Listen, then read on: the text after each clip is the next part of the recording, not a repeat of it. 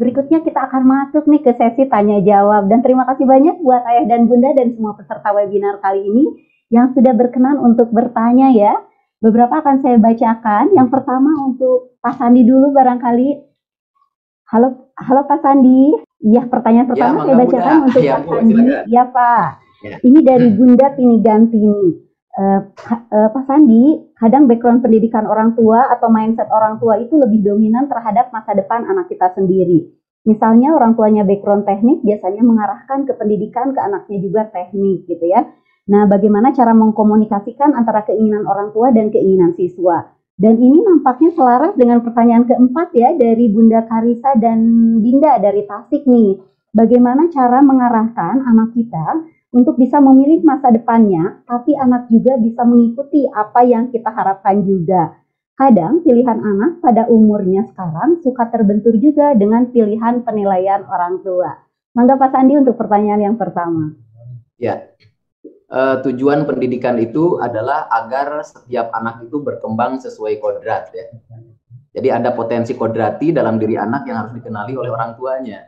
Tidak bisa memaksakan orang tuanya insinyur harus anaknya menjadi insinyur sementara anaknya tidak memiliki potensi untuk ke sana ya. Meskipun potensi-potensi yang sifatnya turunan bisa jadi ada gitu ya. Tapi ada beberapa potensi yang lainnya yang bisa jadi anak-anak itu lebih dominan pada arah yang lain dan itu harus disadari. Maka Ki Hajar Dewantara menyatakan ketika tujuan pendidikan itu di mana anak berkembang sesuai kodrat itu akan tercapai kalau gurunya memiliki wished. Nah, guru di sini adalah setiap diri adalah guru, bukan hanya guru di sekolah. Orang tua pun adalah guru, bahkan diri itu adalah guru bagi dirinya. Setiap diri adalah pemimpin dan akan dimintai pertanggungjawaban terhadap apa yang dipimpinnya. Berarti setiap diri itu adalah guru. Maka panggilan Ki Hajar Dewantara untuk anak itu adalah pemimpin, karena memang dia harus mampu memimpin dirinya. Apalagi pendidikan yang merdeka dan memerdekakan itu dibutuhkan anak yang merdeka, mandiri ketika dia belajar ya. Maka panggilan dari Ki Hajar Dewantara saja, panggilan untuk anak-anak itu adalah pemimpin. Nah, saya mengharapkan pada ayah dan bunda, panggillah anak-anak itu dengan kata pemimpin juga ya. Karena memang mereka harus bertanggung jawab terhadap apa yang dipimpinnya. Nah, jadi setiap diri akan berkembang sesuai kodrat kalau gurunya memiliki wished atau kebersihan budi untuk berhamba kepada sang anak dan dekat dengan mereka. Jadi, bunda, kunci dari pendidikan itu adalah dekat ya. Kalau jauh, pendidikan itu akan gagal. Kenapa coba? Karena pendidikan itu sukses kalau setiap diri itu berkembang sesuai dengan potensi kodrati yang dimilikinya. Dan itu hanya terjadi kalau gurunya dekat. Baik dekat secara fisik maupun dekat secara mental. Gitu. Dan guru di sini maknanya bukan hanya guru di sekolah, tapi guru seperti orang tua adalah guru bagi anak. Gitu.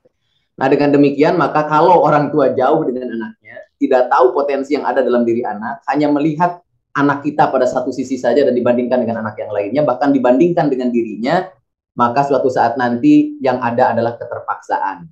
Dan ketika itu terjadi, yang ada terakhir adalah penyesalan, ayah dan bunda. Nah, dengan demikian, maka kunci dari pendidikan adalah dekat dengan sang anak. Dekatlah, bukan berarti harus mengajar. Orang tua tidak memiliki ilmu mengajar. Kalau mendidik fitrah, ya.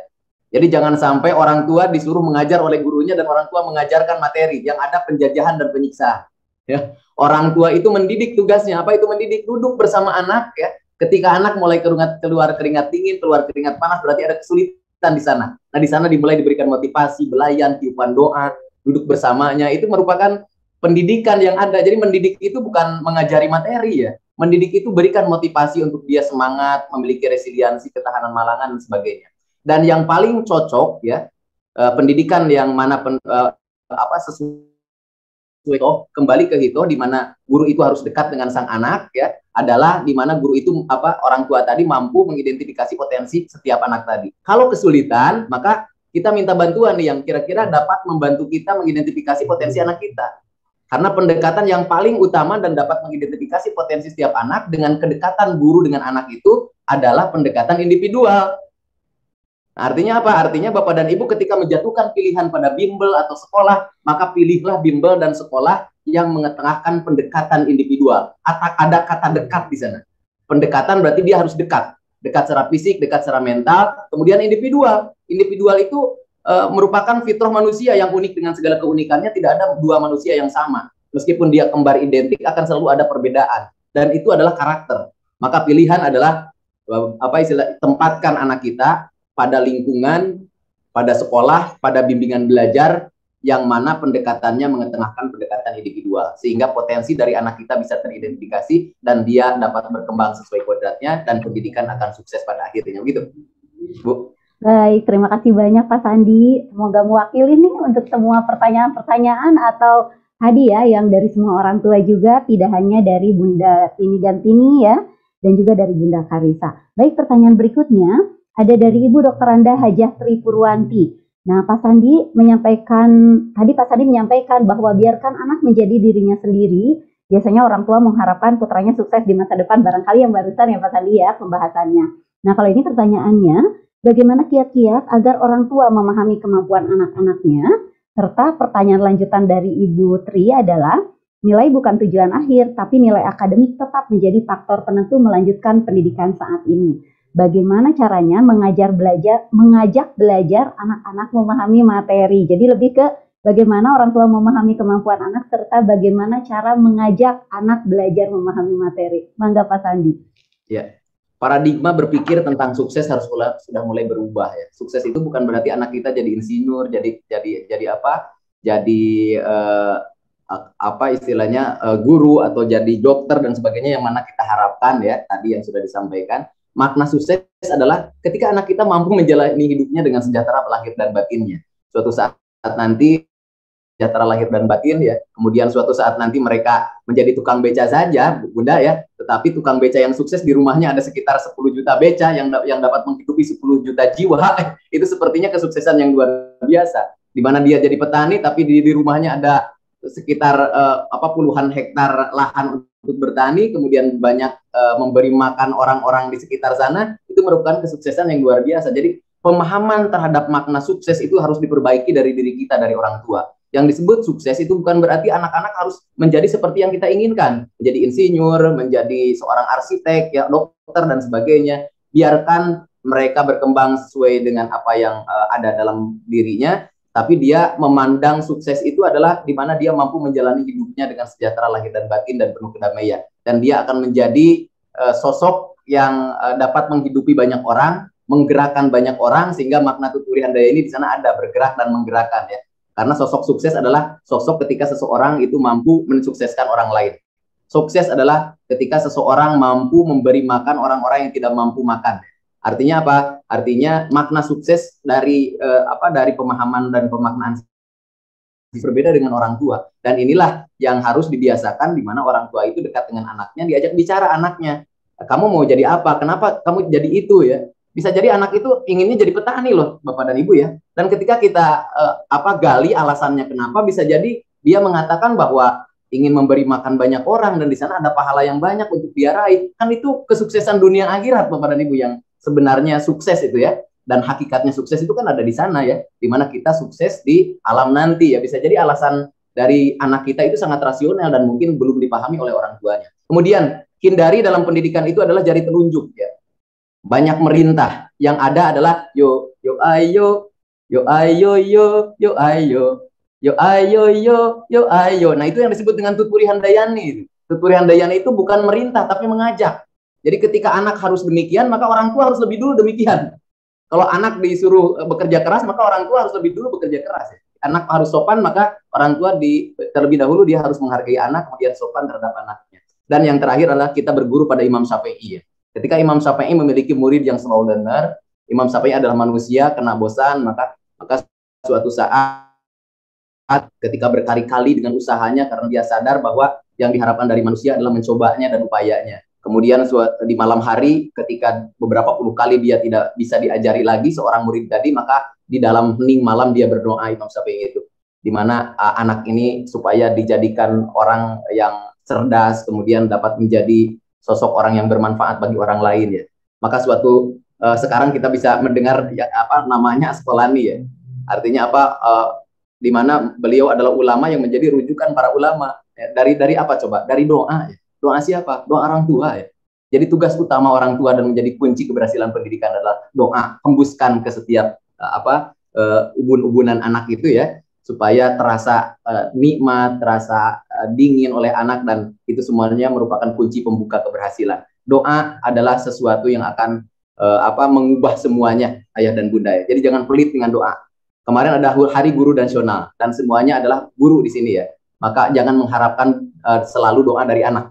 Biasanya kita selalu disuruh mencium tangan kita oleh anak-anak. Nah, sekali-kali anak kita tangannya cium oleh kita.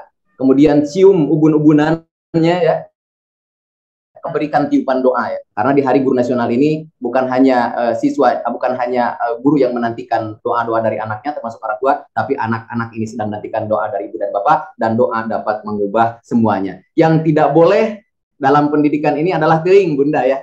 Jadi kalau optimis teuing itu tidak boleh tuh, pesimis teuing tidak boleh. Jadi pesimistis, optimistis yang harus dihindari. Kalau dia optimis itu bagus, pesimis juga itu modal ya untuk dia hidup dan itu penting ya. Tetapi pesimistis yang tidak boleh. Jadi kata teuing di dalam dalam hidup kita itulah yang sebenarnya akan mengganggu ya. Jadi kata teuing. Jadi kalau makan banyak teuing itu tidak boleh, tapi kalau makan itu harus ya. Begitu ya, Bunda. Terima kasih.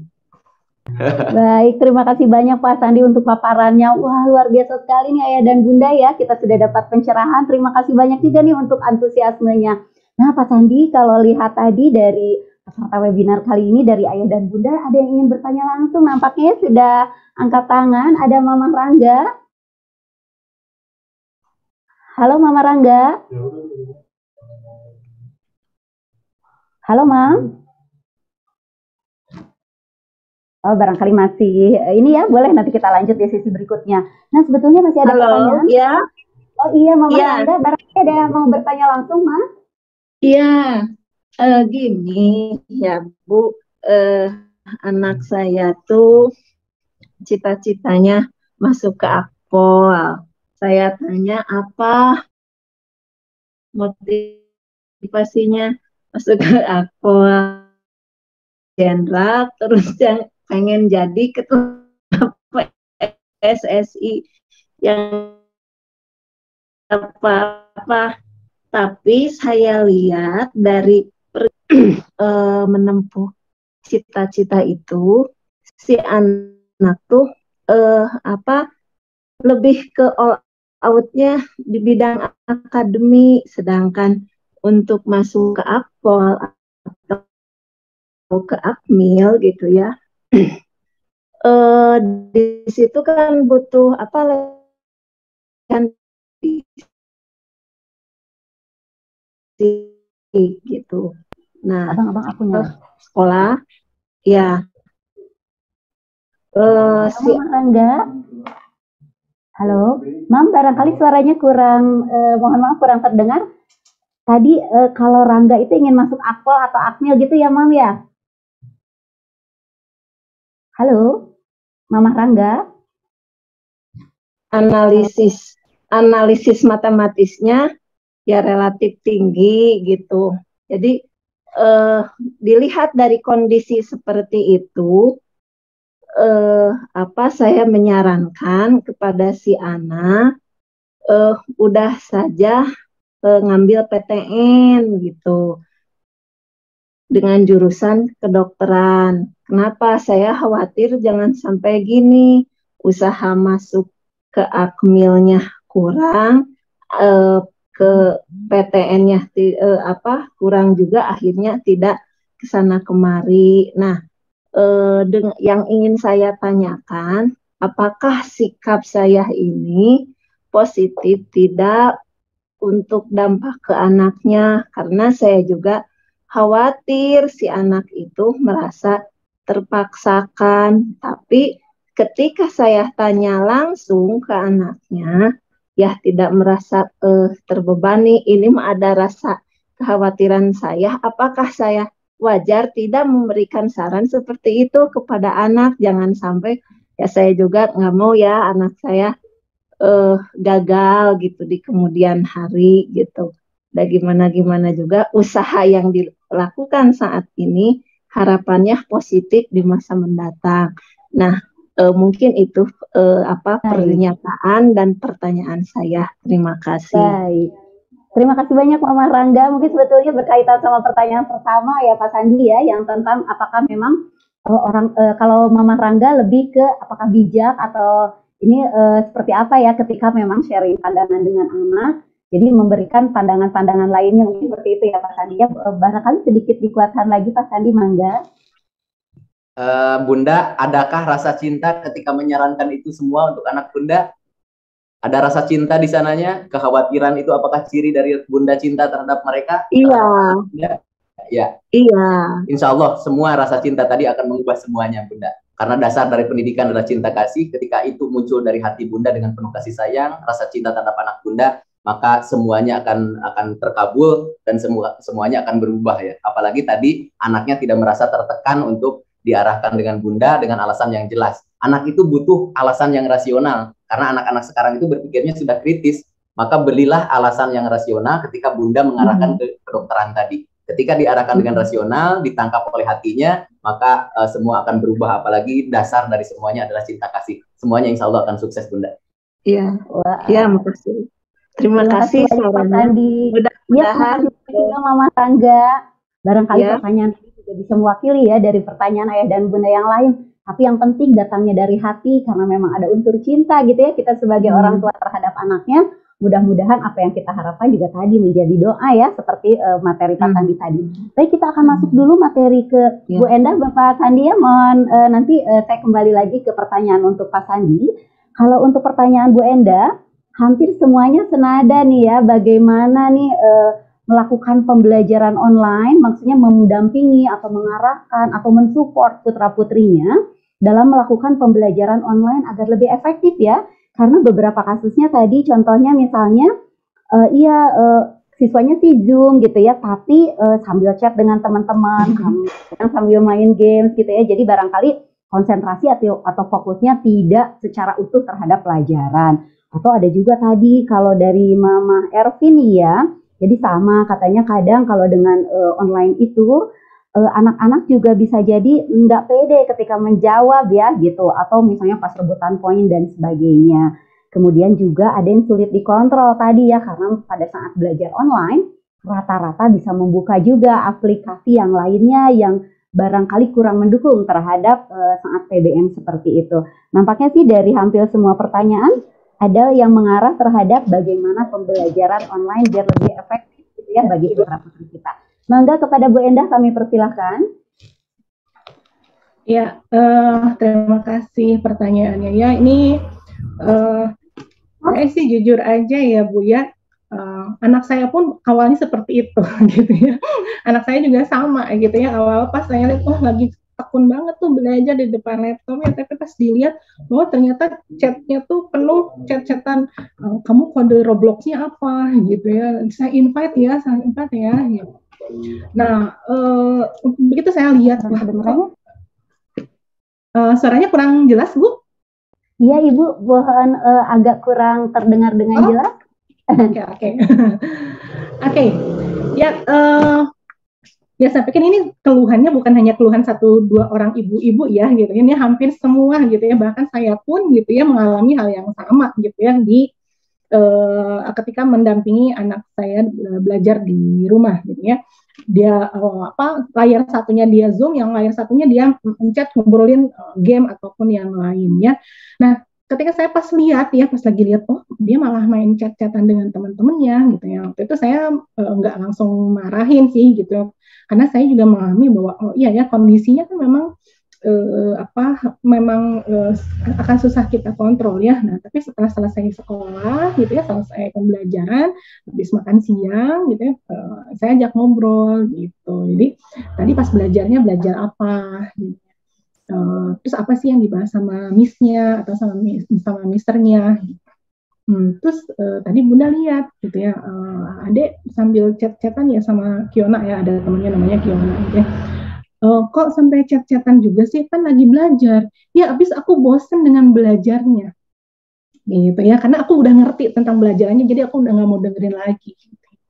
Nah akhirnya sih saya bilang bahwa main boleh, mau chat-chatan sama teman boleh, tapi gimana kalau misalnya si chat-chatannya itu dilakukan setelah selesai pembelajaran gitu. Jadi saya sih akhirnya kasih kesempatan ya untuk dia Google Meet-an sama temennya gitu ya, saya sama setengah jam, tapi itu di luar sesi pembelajaran, jadi udah selesai sekolah. Karena apa ya, karena dia juga butuh untuk ketemu sama teman-temannya gitu ya, butuh ngobrol gitu ya, butuh mungkin cerita-cerita yang lain. Tapi saya memperbolehkan dengan perjanjian itu tidak dilakukan selama sesi pembelajaran gitu ya.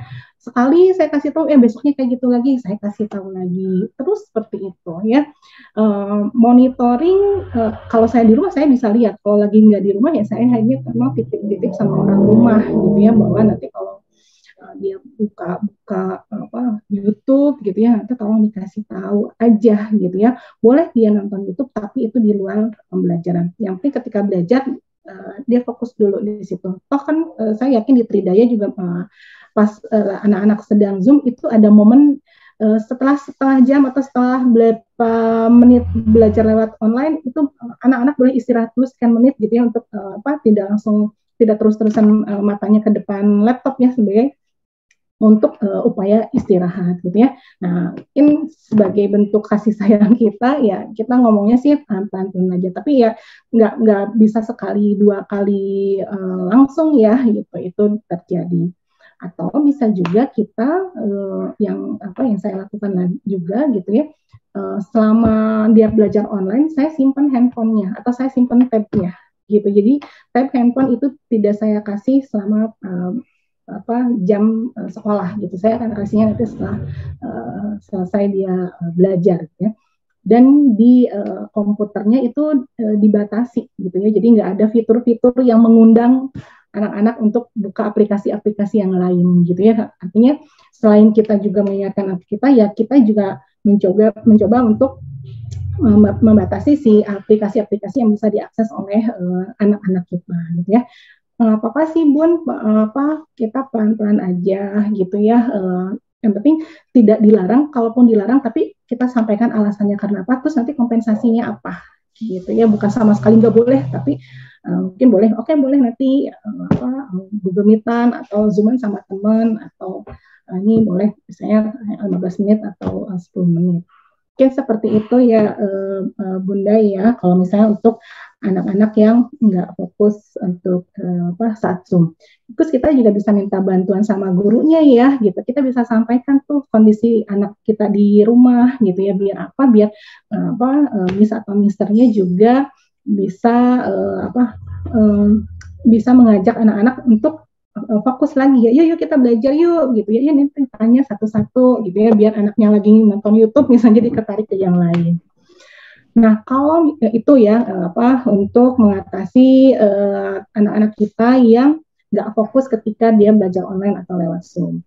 Nah, untuk tadi ya kalau nggak salah ada pertanyaan yang nggak pede ya gitu ya untuk bicara atau pas ditanya sama gurunya gitu ya. Ya, kadang untuk anak-anak yang kurang percaya diri ini sebenarnya bukan berarti dia nggak bisa ya, tapi dia ragu ketika suaranya pelan, gurunya dengar atau enggak, gitu ya. Kalau dia bicara nanti tanggapan teman-temannya tuh kayak gimana, gitu ya. Anak pertama saya juga waktu itu seperti itu ya, jadi anaknya tuh agak pendiam gitu ya, pemalu gitu ya. Terus saya coba ngobrol sama Miss-nya, sama Misternya, boleh nggak satu saat pas pembelajaran anak saya dipanggil gitu ya, dipanggil namanya, diminta dia untuk menjawab dan minta teman-temannya jangan menjawab, biar anak saya yang jawab. Jadi meskipun suaranya itu awal-awal cuma pelan banget gitu ya, tapi saya minta ya hargai dulu deh gitu. Yang penting dia percaya diri bahwa oke, sekecil apapun suara saya masih tetap didengar, walaupun salah tapi tetap didengar gitu ya. Nah seperti itu bertahan sampai alhamdulillah, bahkan kemarin saya sama guru bahasa Inggrisnya dibilang, anak saya katanya kalau anak saya nggak masuk sekolah, kelas sepi gitu ya, karena nggak pernah ada yang menjawab gitu ya. Jadi artinya kita juga selalu minta bantuan guru di sekolah, dan kita juga ya selalu untuk memberikan penghargaan terhadap anak yang tadi ya kurang pede. Jadi walaupun dia ngomongnya pelan, ya udah ya bagus gitu ya, yuk nanti suaranya lebih kencang lagi ya gitu ya. Wah tadi udah kedengeran nih, kalau naikin dikit lagi aja kayaknya lebih keren deh gitu ya. Mungkin seperti itu ya beberapa hal yang bisa kita lakukan sebagai orang tua untuk menghadapi anak-anak kita. Begitu Ibu. Baik, terima kasih banyak Bu Endah. Nampaknya permasalahan ini tadi beberapa orang tua, ayah dan bunda bertanya itu karena barangkali menjadi fenomena ya. dengan tadi belajar dari rumah, meskipun sekarang sudah mulai PTMT, tapi tadi di satu sisi anak-anak lebih bersahabat dengan teknologi, tapi di satu sisi bagaimana kita sebagai orang tua tetap berarti mengontrol dan tadi tetap mendengarkan barangkali ya Bu Endah ya, dan memberikan masukan tapi beserta alasannya. Baik, satu pertanyaan terakhir ini untuk Bu Endah dan juga Pak Sandi nih ya, karena memang pertanyaan ini juga sama nih tadi ditujukan untuk Bu Endah dan Pak Sandi. Lebih ke bagaimana menumbuhkan rasa semangat belajar dan juga menumbuhkan rasa tanggung jawab kalau belajar itu penting. Kalau tadi ada salah satu slide dari Pak Sandi, belajar itu perjuangan kan ya Pak ya. Dan tadi anak punya rasa berjuang, bukannya pasrah dan masa bodoh katanya. Saat ini anak saya belum bisa menjawab kalau ditanya punya impian apa ke depannya, cita-citanya mau menjadi apa. Dan kalau dikasih tantangan malah mundur gitu ya. Jadi mohon pencerahan nih dari Bu Endah dan Pak Sandi, serta tadi bagaimana kadang bersambungnya kita membatasi pergaulan anak yang kita rasa kurang baik, biar mereka bergaul dengan yang maksudnya di lingkungan yang baik ya. Jadi orang tua merasa memilih, nah apakah itu takut, karena orang tua merasa itu takut berdampak kurang baik gitu ya, seperti apa sebaiknya. Mungkin mangga buat Bu Endah terlebih dahulu, kemudian kepada Pak Sandi. Oke ya, saya tadi senang dengan kalimat Pak Sandi ya, bahwa kalau kita mau anak kita seperti apa ya tunjukin dulu dong kitanya gitu ya. Jadi kalau kita mau anak kita menjadi orang yang semangat ya berarti kita juga harus semangat gitu ya. Kalau kita ingin anak kita selalu berusaha ya tunjukin bahwa kita punya punya usaha yang besar nggak ya. Jangan sampai yuk rajin belajar tapi kitanya malah nonton sinetron ya, kan nggak pas gitu ya. Jadi memang harus kalau anak saya bilang Bunda sebelum nyuruh-nyuruh harus Bunda dulu gitu. Anak sekarang tuh anak yang pinter-pinter ya Bu ya Bunda ya. Anak sekarang tuh kritis-kritis gitu ya. Saya kasih contoh anak saya yang kecil gitu ya. Saya minta dia les berenang gitu ya. Ada momen dia malas untuk pergi les berenang. Dia malah gini bilang ke saya, kenapa aku disuruh-suruh les berenang? Kenapa nggak Bunda aja yang les berenang? Nah gitu ya. Nah yang sebenarnya kita kan ini tadi ya. Anak tuh nggak banyak untuk mendengar, tapi dia melihat contoh gitu ya. Jadi bahwa kalau misalnya anak kita kalau kita pengen anak kita rajin, ya berarti kita juga ngerajin, bangun pagi, misalnya beresin tempat tidur. Tadi saya sempat baca ya, boleh nggak ya kita nyuruh anak kita beresin kamar? Oh iya, gitu ya, karena itu adalah bentuk tanggung jawab. Karena apa? Tanggung jawab untuk hal-hal yang kecil itu juga akan membantu dia nanti di masa depannya ya, di lingkungannya ya, bagaimana dia bertanggung jawab terhadap dirinya dan terhadap orang-orang di sekitarnya, seperti itu. Ya, jadi kalau anak lagi belajar terus kita ngapain? Ya ikut belajar gitu ya. Jadi pas lagi anak belajar ya kita juga ikut mendampingi, atau tadi kalau kata Pak Sandi ya mendoakan ya Pak ya, atau ditiup ubun-ubunnya gitu ya. Ya apa kesulitannya? Walaupun kita juga mungkin nggak ngerti juga ya pelajarannya, yuk kalau gitu kita cari sama-sama, ayo sama-sama. Nah ya, jadi daripada anak itu disuruh, lebih baik kita yuk belajar bareng-bareng yuk, gitu ya, yuk kita belajar sama Bunda, yuk belajar sama Ayah, yuk, seperti itu. Nah, terus juga tadi ada misalnya anak pengen jadi apa atau cita-cita apa, kenapa nggak kita memperkenalkan gitu ya, memperkenalkan profesi kita apa, pekerjaan kita apa, aktivitas kita apa, atau ayah seperti apa, atau saudara kita seperti apa, atau orang-orang seperti apa, biar dia juga mendapatkan gambaran gitu ya, gambaran bahwa pekerjaan ini, profesi ini, aktivitasnya tuh seperti ini gitu ya, sehingga nanti akhirnya dia juga berusaha untuk mengenal bahwa saya mau nggak ya melakukan aktivitas itu gitu ya, itu saya suka atau enggak gitu ya.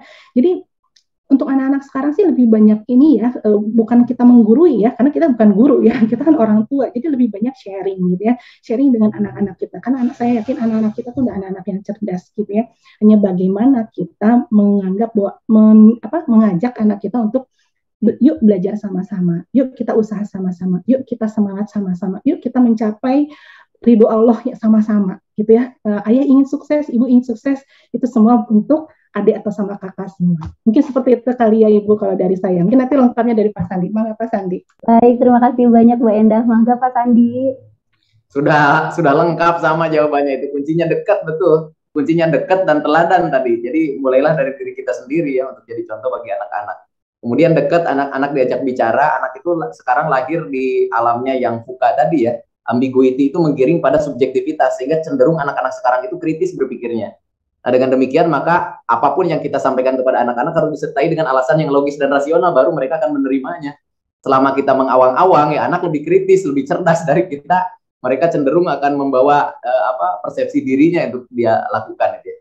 Nah, kemudian dikala kita tidak mampu dekat dengan anak kita dengan berbagai kesibukan kita, maka pilihannya adalah kita harus membawa anak-anak kita itu didekatkan pada lingkungan yang baik, yang mampu mengidentifikasi segala kebutuhan dengan karakteristiknya, sehingga intervensi untuk anak itu relevan dengan pertumbuhan mereka dan perkembangannya itu. Nah, salah satu pilihannya adalah pada bimbel-bimbel yang menerapkan pendekatan individual gitu ya. Saya tidak mengarahkan pada Tridaya, tidak. Hanya yang memiliki pendekatan individual itu kalau saya tahu itu hanya Tridaya saja gitu, karena konsep yang dilulukannya adalah pendekatan individual dan itu memang relevan dengan hidup pendidikan gitu ya. Begitu, Bunda. Baik, terima kasih banyak Pak Sandi. Wah, closing statement-nya itu ini ya Pak Sandi ya. Apa namanya, luar biasa ya. Mudah-mudahan maksudnya tadi kalau saya sih ambil kata-katanya dari Bu Endah sama Pak Sandi itu kan tadi ya, berikan bekal terbaik untuk anak-anak kita gitu ya, dengan tadi kita mendampingi, menjadi teladan bagi mereka gitu ya, sehingga mereka bisa mencontoh juga perilaku-perilaku baiknya, dan tadi Bunda, mereka bisa mendoakan. Bunda, satu saja Bunda. Bunda boleh nggak satu Pak lagi? Sandi. Saya itu dari ITB dulu ya. Nah, kemudian dari ITB itu saya tidak mengerti pendidikan. Pendidikan itu seperti apa, saya tidak paham. Yang penting saya bisa membuat anak-anak itu mengerjakan soal. Ya, kemudian dari ITB saya mendaftar ke Tridaya dan saya adalah tutor yang ditolak oleh Tridaya. Alasannya karena Tridaya tidak memilih guru-guru yang dapat mengajarkan dengan cepat kepada anak-anak. Artinya kecepatan tidak utama. Tridaya itu mengutamakan pemahaman. Artinya dari sejak dulu Tridaya itu sudah mengusung growth mindset atau pola pikir bertumbuh ya. Nah, saya dulu adalah tutor yang tertolak oleh Tridaya dan sampai sekarang saya dendam pada Tridaya. Dan saya buktikan hari ini saya memberikan sesuatu untuk Tridaya dan Tridaya harus menghargai saya. Terima kasih.